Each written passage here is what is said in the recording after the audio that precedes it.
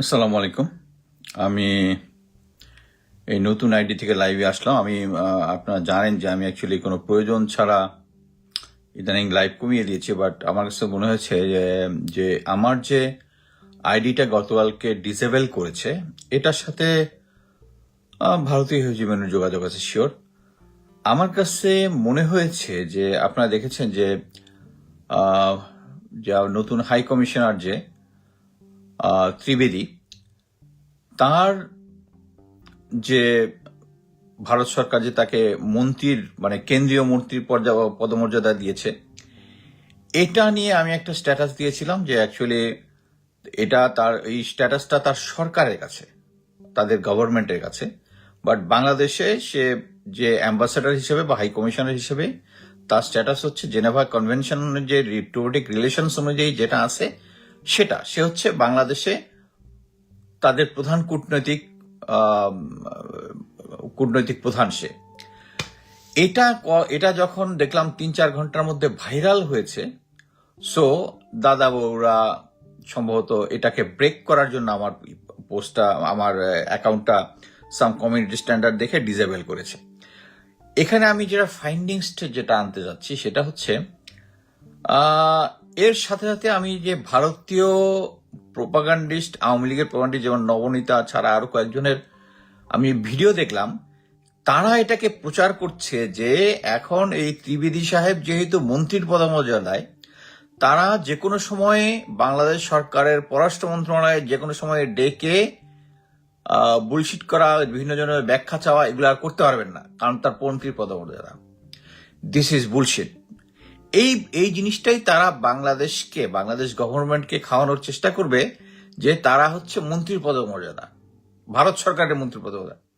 মোট কথা হচ্ছে ডিপ্লোম্যাটিক রিলেশনস এবং এই যে কূটনীতিক বিষয়ে জেনেভা কনভেনশনের একটা ডিপ্লোম্যাটিক রিলেশনের চ্যাপ্টার আছে। সেই চ্যাপ্টার অনুযায়ী সে হচ্ছে সেই দেশের মানে ভারত রাষ্ট্রের যে রাষ্ট্রপ্রধান আছে তার প্রতিনিধি ইন বাংলাদেশ, এবং বাংলাদেশে এসে সে বাংলাদেশ রাষ্ট্রের প্রধানের কাছে, প্রেসিডেন্টের কাছে তার আইডেন্টিটি জমা দিবে, তার যে পরিচয়পত্র আছে সেটা জমা দিবে, এবং সে ওখান থেকে ভারত রাষ্ট্রের প্রধানের কাজ করবে। বাট সে যদি মন্ত্রীর পদমর্যাদা হয়, কিছু আসে যায় না। এই মন্ত্রীর পদমর্যাদা হচ্ছে সে তার বেতন পাবে মন্ত্রীর পদমর্যাদায়।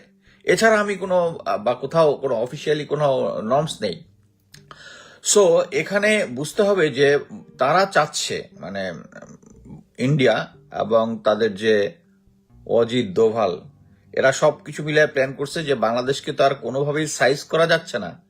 সো এখন এই ডিপ্লোমেটিক একটা জুজুর ভয় দেখায়। জুজুর ভয় কি?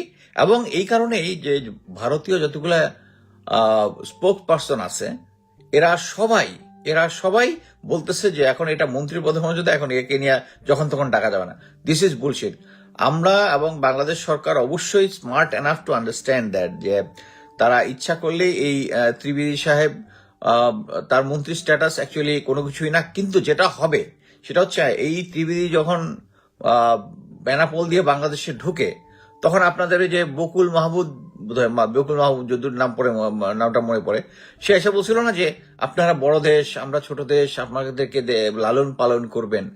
এই বাংলাদেশে এই সমস্ত হারামজাদা যেগুলো আছে, যে ভারতীয়, sorry for the language, actually অনেক সময় টেম্পার ঠিক রাখা যায় না, যে কোনো দেশে ভারতে গিয়ে আপনি পাবেন না যে বাংলাদেশের দালাল, কিন্তু বাংলাদেশে আছে অনেকগুলা দালাল। এই যে জিনিসটা আছে, এই পার্টি যারা, তারাই এই জিনিসটাকে প্রচার করার চেষ্টা করবে যে এই ত্রিবেদী আসছে, সে হচ্ছে ভারতের মন্ত্রীর পদমর্যাদার স্ট্যাটাস। ইট ডাজন্ট ম্যাটার সে কোন স্ট্যাটাস তারে দিল। আমরা দেখছি না যে কয়েকজন সাংবাদিককে এই তত্ত্বাবধায়ক সরকার আমলে এই যে ওয়াশিংটনে গোলাম মুর্তজা, ওনাকে প্রেস সচিবের দিছে, সচিবের পদমর্যাদায়। সো এই সচিবের পদমর্যাদা তার যাই হোক, ওয়াশিংটন ডিসিতে সে যখন কোনো জায়গায় অংশগ্রহণ করবে, সে কি দেখাবে যে সে হচ্ছে সচিব, অর্থাৎ তার প্রোটোকলটা সে অনুযায়ী দিতে হবে? বুলশিট। সেম জিনিসটাই হচ্ছে যে এই দীনেশ ত্রিবেদী যে আছে, তার স্ট্যাটাসটা হচ্ছে তার দেশের তার বেতন ভাতা, শুধু এইটার উপরে। আমরা আর্মিতে যেটা একটা বলতাম পার্ট 1 অর্ডার আর পার্ট 2 অর্ডার। পার্ট 1 অর্ডার হচ্ছে যেটা যে কোনো জিনিস যেটার সাথে মানিটারি ইয়া নাই, আর পার্ট 2 অর্ডার হচ্ছে মানিটারি যেটার সাথে রিলেটেড, বেতন ভাতা এন্ড আদার থিংস। সো ওই দীনেশ ত্রিবেদীর পার্ট 2 অর্ডার হচ্ছে ওইটা, আর পার্ট 1 অর্ডার হচ্ছে বাংলাদেশে সে হচ্ছে একজন কূটনৈতিক প্রতিনিধি। এখানে আমি অ্যাকচুয়ালি নিজে জানতাম যে বাংলাদেশে বা যে কোনো দেশের রাষ্ট্রদূত হচ্ছে জয়েন্ট সেক্রেটারি ইকুইভ্যালেন্ট, আবার আরো কয়েকটা দেখলাম deputy secretary, but anything below the secretary, মানে সেক্রেটারির নিচে, সেক্রেটারি লেভেলের নিচে যেটা আছে, মানে হচ্ছে সেনাবাহিনীতে হইলে একজন কর্নেল ইকুইভ্যালেন্ট, বা ইয়া হইলে জয়েন্ট সেক্রেটারি ইকুইভ্যালেন্ট, এই সমস্ত জায়গাতে এই জিনিসটাকে তারা এমন ভাবে ফুলিয়ে ভাবে প্রচার করতেছে। অতএব দীনেশ ত্রিবেদী আসছে, এবং এটার কারণে মানে আমার অ্যাজাম্পশন হচ্ছে, আমি যেহেতু এটাতে একটা ক্লিয়ার স্ট্যাটাস দিয়েছি এবং স্ট্যাটাসটা ভাইরাল হচ্ছিল, এবং বাংলাদেশের মানুষকে ধোকার মধ্যে রেখে, এবং এই ধোকাটাকে আরো পোক্ত করবে। মানে আপনি যখন দেখবেন যে একটা জিনিস যখন কিছু লোক কন্টিনিউয়াস বলতে থাকে যে গোয়েবলস ফর্মুলা, সো এই যে বকুল মাহবুব টাইপ যেগুলো আছে, যেগুলাকে আপনারা যদি পথে ঘাটে দেখেন জুতা ছুঁড়ে মারবেন। এই যে ভারতের যারা মুখপাত্র যেগুলা বাংলাদেশের মধ্যে আছে, এই জিনিসগুলো প্রচার করার চেষ্টা করবে তার মন্ত্রী স্ট্যাটাস, বাট অন গ্রাউন্ডে জেনেভা কনভেনশন অনুযায়ী সে বাংলাদেশে একজন সচিবের নিচে জয়েন্ট সেক্রেটারি ইকুইভ্যালেন্ট, একজন কূটনৈতিক প্রতিনিধি, তার ইমিউনিটি আছে, তাকে গ্রেফতার করা যাবে না, বা তার কতগুলো স্ট্যাটাস আছে, বা তাকে কি বলে বাংলাদেশে অ্যাকসেপ্ট যদি না পার্সোনাল নন কাটা করতে পারে।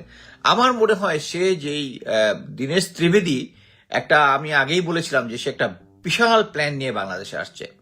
সে বাংলাদেশকে কন্ট্রোল করার জন্য এই কারণে একজন প্রফেশনাল কূটনৈতিক বাদ দিয়ে একজন হিন্দুত্ববাদী একজন রাজনীতিবিদকে এখানে পাঠাইছে, এবং এই কারণেই সে যখন বাংলাদেশে ঢোকার সাথে সাথে সে কিন্তু বলছে আকাশ বাতাস সেম, এবং আমরা হচ্ছে ক্রিকেট টিমকে এক হয়ে যাবে, অতএব মানে বুঝাইতে যাচ্ছে সে বাংলাদেশের একটা অংশ। এবং তাদের এই হিন্দুত্ববাদী কিন্তু তাদের যে নতুন সংসদ ভবনে কিন্তু একটা ম্যাপ করেছে, ম্যাপের মধ্যে বাংলাদেশকে তাদের ভিতরে ভরিয়েছে, এবং এটার কারণেই বাংলাদেশ সরকারের প্রথম উচিত ছিল তাকে পার্সোনাল নন গাটা করে ও যে প্ল্যানটা নিয়ে আসছে প্ল্যানটাকে পানি ঢেলে দেওয়া, কিন্তু বাংলাদেশ ওইটা করে নাই। কিন্তু তারপরে এখন বোঝা যাচ্ছে যে এখন যে সে বলতেছে যে সে হচ্ছে মন্ত্রী পদমর্যাদায়, এইটাই হচ্ছে ওই কাহিনী।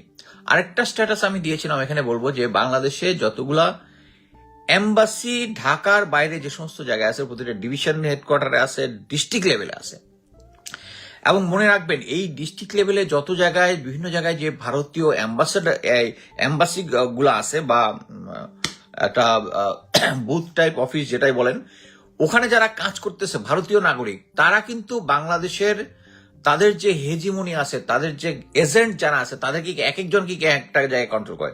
সো আপনি যদি হঠাৎ করে এই পুরা পার্টটাকে বলেন যে এই চ্যাপ্টার ক্লোজ, তাহলে কিন্তু বাংলাদেশের ভিতরে তাদের অনেক অপারেশন কিন্তু স্টাক হয়ে যাবে, কারণ তাদের এই লোকগুলা এবং তাদের কন্ট্রোলগুলা তখন থাকবে না। আমার মনে হয়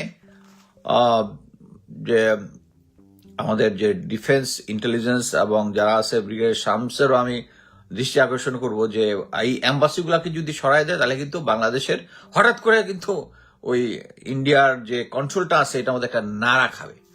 সো আমি মনে করি একটা জিনিস হচ্ছে, আচ্ছা একটা রিকোয়েস্ট করি, আমি নর্মালি আমার রিকোয়েস্ট ভাইরাল করতে বলি না, আমার এই ভিডিওটা শেয়ার করবেন, কারণ ওই অ্যাম্বাসেডারের স্ট্যাটাসটা রিলেটেড আমি একটা দেওয়ার সাথে সাথেই কিছুক্ষণ পরে, মানে 3-4 ঘন্টা পরে যখন ভাইরাল হলো, তখন আমার এই অ্যাকাউন্টটা ডিসেবল করেছে। আমি অ্যাকাউন্ট ইনশাল্লাহ পাবো, কিন্তু তার আগে এই অ্যাকাউন্ট থেকে কথা বলবো। এবং যারা ইউটিউবে বা বিভিন্ন জায়গায় শেয়ার করেন, আমার এইটা কপিরাইট মুক্ত, যেভাবে পারেন শেয়ার করেন।